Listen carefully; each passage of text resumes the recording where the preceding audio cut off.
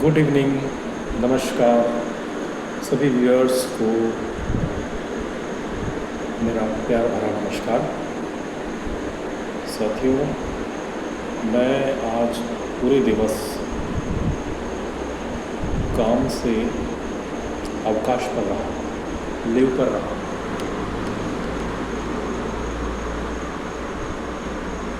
Leave पर रहने के पीछे आज मेरे पास एक वजह थी। आज एक ओकेज़न था स्पिरिचुअली।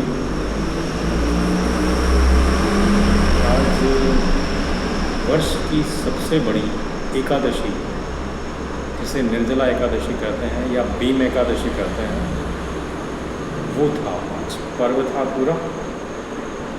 तो आज मैंने ये पूरा संकल्प लिया था कि मैं आज इसको एक अलग एक्सपीरियंस के साथ पूरा समय बिताऊंगा कि आखिर इस एकादशी का वैज्ञानिक आधार क्या है, पौराणिक आधार क्या है, धार्मिक आधार क्या है, उसको एक्सपीरियंस करने के लिए मैंने इसके बारे में काफ़ी सारे ग्रंथों से या जहाँ से भी मुझे जानकारी मिली जुटाई, और मैंने उस अनुसार आज प्रातःकाल सूर्योदय से लगा के सूर्यास्त तक, और अभी मैंने सिर्फ फलाहार लिया है सूर्यास्त के पश्चात। कल इसका पारणा करेंगे, और चूँकि ये पूरा उपवास है, यानी कि भोजन में जो समय अवधि होती है वो सूर्योदय से गिनी जाती है अगले सूर्योदय तक। लगभग 24-25 घंटे का एक इंटरवल होता है हमारे इंटेक्ट में, चाहे वो पानी हो, ब्रेकफास्ट हो, डिनर हो, लंच हो। इसमें हम इस शरीर को थोड़ा एक अलग मोड में रखते हैं। पानी को भी सूर्योदय से ही लगा के सूर्यास्त तक पानी का सेवन नहीं किया जाता है। इसमें अलग अलग क्षमता के अनुसार होता है। हमें कई वैज्ञानिकों में भी ये मार्गदर्शित किया है। पौराणिक ग्रंथों में भी इसकी पूरा वर्णन मिलता है कि किस प्रकार से अपनी क्षमता के अनुसार आप उन ईश्वर के नज़दीक रहें, ऐसे थॉट्स, ऐसे विचारों को क्रिएट करें जो हमें ईश्वर के साथ रहने के लिए मदद करे या सहायक हो। तो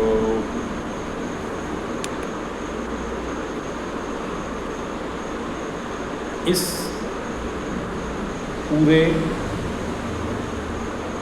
सकारात्मक भाव के साथ मैंने प्रातःकाल से आज मैं करीब 6 बजे जगा था, तब तक उजाला हो चुका था। मैं सबसे पहले क्योंकि आज संकल्प लेना था, तो संकल्प से पहले 1 ग्लास ल्यूक वार्म वाटर लिया विथ हनी। फिर उसके बाद चाय ले ली जल्दी से। उसके बाद मैं जल्दी से बाथ कर लिया, मैंने शावर ले लिया। उसके बाद मैं कंप्लीट हो गया। इस भाव में मैंने अपने मन में ये भाव लाया कि आज मुझे इसके अनुसार अपना पूरा समय व्यतीत करना है। इससे मुझे मेरी आत्मा और परमात्मा का जो कनेक्शन है, विचारों को कैसे मैं उसके अनुकूल रहकर अपने आप को करूँ। इस दौरान मेरा जो कार्यक्षेत्र से है पूरा संपर्क मैंने आज पूरा विराम दिया उसको, और चाहे वो मोबाइल हो, चाहे कोई और चीज़ हो। ये अभी तो दिन में एक चीज़ और थी कि हमारा एक जो रेगुलर हम लेते हैं वो ब्लड प्रेशर्स का जो पिल्स था वो ख़त्म हो गया। मैं और नंदा दोनों गए थे वहाँ हॉस्पिटल में, लिखवाया, वापस आए। फिर मैंने अभी संध्या काल में एक मैंगो ड्रिंक लिया, सॉफ्ट ड्रिंक लिया, मैंगो बेस्ड था स्लाइस, और उसके साथ पोटैटो को फ्राइड पोटैटो लिए थे। वो काफ़ी एनर्जेटिक होते हैं, और जब भी कोई व्रत होता है या उपवास होता है तो उसको लेने से एक थोड़ा बैलेंस बना रहता है। अभी कल सवेरे तक ये उपवास का चलेगा और इस दरमियान दोपहर में, दिन में काफ़ी सारी नए नए अनुभव भी आए। कुछ आंधी आई, आंधी के साथ बारिश भी आई, काफ़ी सारा दौड़ भाग भी करना रहा। क्योंकि गृहस्थ जीवन है, तो गृहस्थ जीवन में संसार के साथ चलना होता है, तो संसार के कामों को भी करना है। तो अभी मैं आप लोगों से इसलिए मुखातिब हुआ हूँ कि आज का अनुभव आप लोगों के साथ शेयर करना था इस वीडियो के माध्यम से। तो आप लोग मुझे कमेंट में ये ज़रूर बताइएगा कि आप लोग कैसे इस पर्व को देखते हैं, आपके पर्व के विचार क्या है, ये सब आप शेयर कीजिएगा, जिससे मुझे ये पता चले कि इसमें और क्या मैं अच्छा कर सकता हूँ। आपके विचार जानने का मुझे अवसर मिलेगा और अपने आप में सुधार करने का एक बहुत अच्छा अवसर मुझे मिलेगा। तो आप लोगों के साथ मैं जो साझा कर रहा हूँ वो ये है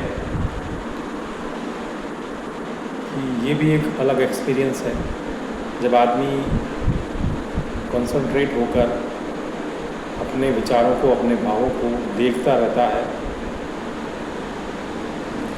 एक्ट नहीं करता है, लेकिन वो विजिबल करता है उनको। जो भी सामने आ रहा है उसको विजिबल करता रहता है और आगे चलता रहता है निरंतर सतत।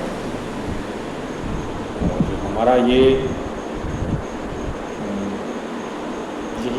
आज नंदा जो है चित्तौड़गढ़ गई।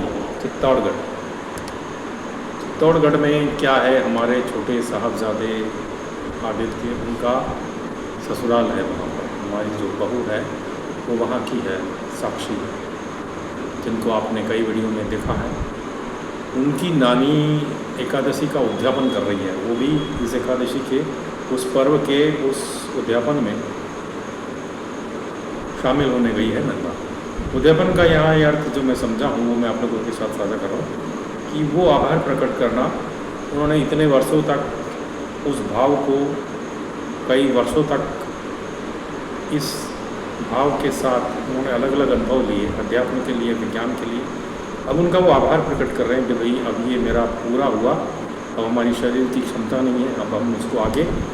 आप यहीं पे आपका धन्यवाद करते हैं और आपने जो हमें आशीर्वाद दिए इसके लिए आपका बहुत बहुत धन्यवाद। तो आज एक प्रोग्राम हो रहा है, वहाँ पर 11 युग्म होंगे, नर और नारी के जो विवाहित होंगे, उन 11 को वो हैंड ओवर करेंगे अपने इसको कि भाई मैंने किया, अब आप भी इसको शुरू करिए, एक अच्छी परंपरा आगे बढ़ाने के लिए। इससे दूसरे लोगों को भी प्रेरणा मिलती है और उनका सफलता की कहानी सुनते हैं कि उनको ये करने से मन में क्या बदलाव हुए, शरीर में क्या बदलाव हुए, वैज्ञानिक आधार पर और आध्यात्मिक आधार पर ये जानने का अवसर मिलता है। और फिर स्वयं करने की एक प्रेरणा मिलती है।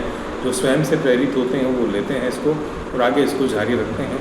ईश्वर से एक संपर्क करने का, नेटवर्क में आने का उनको एक ज़रिया मिलता है। तो इसलिए आज वो चित्तौड़ गई है और मॉर्निंग में वहाँ पर एक बोलते हैं उसको कि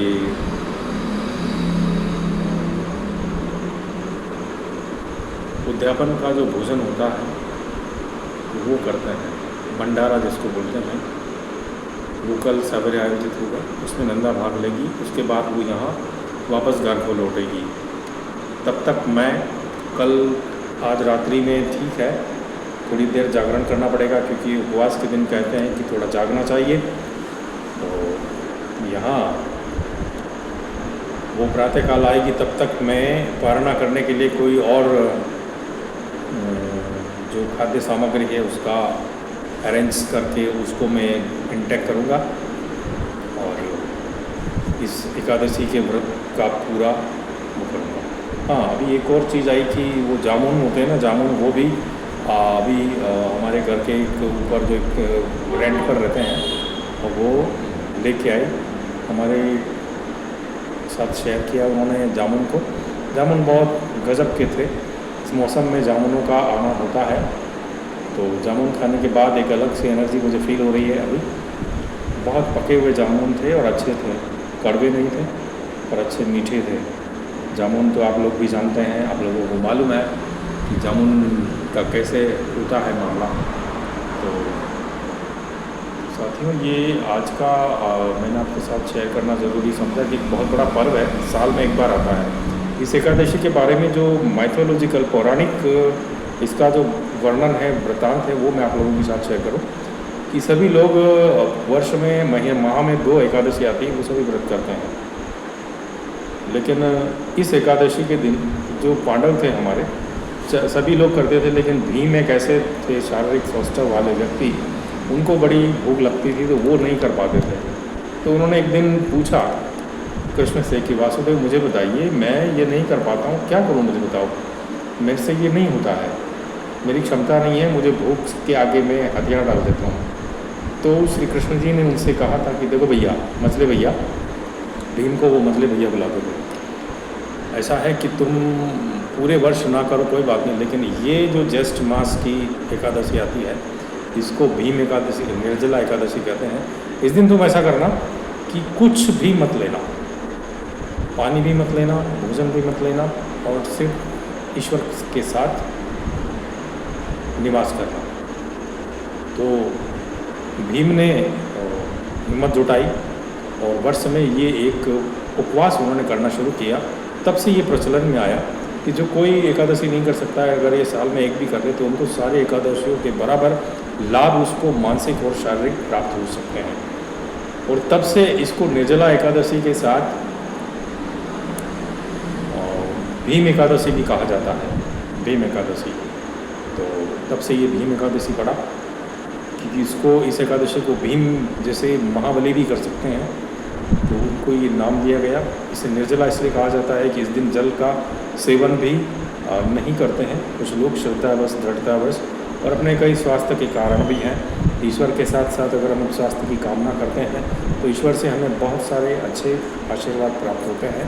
हम अपने उत्तम स्वास्थ्य को प्राप्त करते हैं, दीर्घायु होते हैं और कई सारे रोगों का निवारण स्वतः हो जाता है।